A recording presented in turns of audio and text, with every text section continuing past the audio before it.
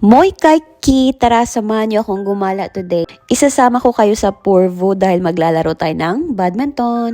At andito na pala kami sa bus stop, waiting na kami for the bus. Ito palang bag na gamit ko guys, hindi siya pang badminton, pero it does the job naman. So fast forward, andito na kami sa Porvoo. Naglakad lang kami from center to here. Medyo malayo-layo rin, pero kaya namang lakarin. At andito na nga kami sa lugar, hindi nyo akalain na pang sports to guys, kasi tingnan nyo naman sa labas, parang ano lang. Dito na kami ngayon sa badminton na place.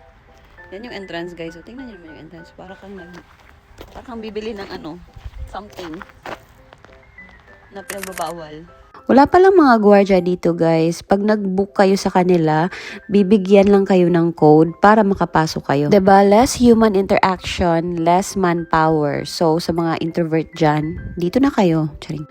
Bawal ipasok ang outside shoes guys. So, nakikita nyo merong mga shoes dyan kasi dyan nyo ilalagay at pwede na lang kayo magmedyas sa loob. At since napaaga kami, tambay muna kami dito. Ang ganda pala dito. Pwede ito siyang kainan or tambayan. So, while waiting, napagdesisyon na namin na kainin na lang yung baon namin. Baon kami guys kasi nga nagtitipid kami that time. Pero pang snacks lang naman yan, fruits. Pero ang ending, pagkatapos naming maglaro, nag-Hesburger din kami, 'di ba? So after naming mag-snack, nagpunta na kami sa locker kasi dumating na yung mga kasamahan namin. Nag-prepare lang kami ng mabilisan. So nag-warm up lang kami dyan guys para hindi kami mabinat after or before the game. Lesson learned talaga na dapat mag-warm up before and after the practice kasi naranasan ko yan. Sa sobrang excited ko mag-practice or maglaro, ang sakit ng katawan ko after hindi na ako makagalaw. Parang nabigla yung mga muscles ko guys at saka work pa ako noon kinabukasan. Anyway, dito pala sa pinaglalaroan namin, sobrang mura lang ng per hour nila dito. Nasa mga 10 euros plus lang ata.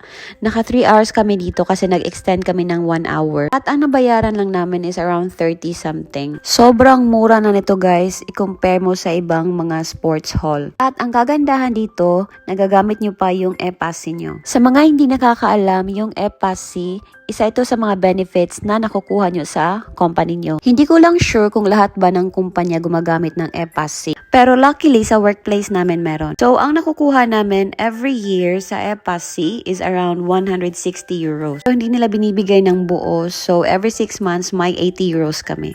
But in our case, hindi namin siya magagamit for food or restaurant. So, dun lang kami sa mga recreation, sports, eto mga ganito. Pwede din siya sa mga massage or mga dental services. So, yun na nga, isang court lang yung nirent namin. At salita na lang kami ng mga maglalaro kasi medyo marami kami ngayon. Pero sobrang na-enjoy ko talaga ang practice na to kasi ang gagaling ng mga kalaro namin. So, kakatapos lang namin maglaro, mag-practice ng badminton. 2 hours lang kami guys and yun lang. Tapos maglalakad pa kami papuntang center. Since andito na kami sa Porvoo, dinayo na lang din namin ang isa sa mga famous tourist spots dito. Base sa Google, ang Porvoo is the second oldest town here in Finland. So, rich in history talaga ang lugar na to at marami din ako nakikita mga turista dito. Anyway, nagpunta na kaming normal at nakita ko to guys. Bagol to sa Bisaya, hindi ko alam kung ano to sa Tagalog. Pero ang mahal niya in fairness, 2 euros 40. So nasa mga almost 160 pesos na siya. Anyway, natapos na din yung araw natin at pauwi na tayo dyan. Thank you so much for watching and please follow for more Finland vlogs. Bye!